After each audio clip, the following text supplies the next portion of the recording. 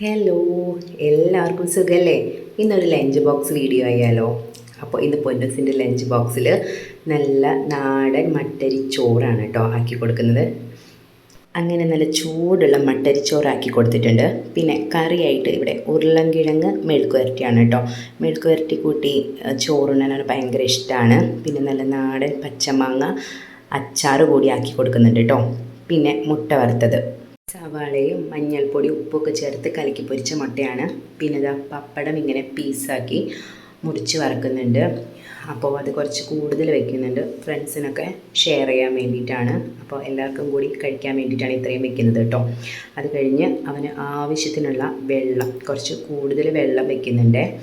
അത് കഴിഞ്ഞതേ അവൻ്റെ ലഞ്ച് ബോക്സ് ഇവിടെ റെഡി ആയിട്ടുണ്ട്.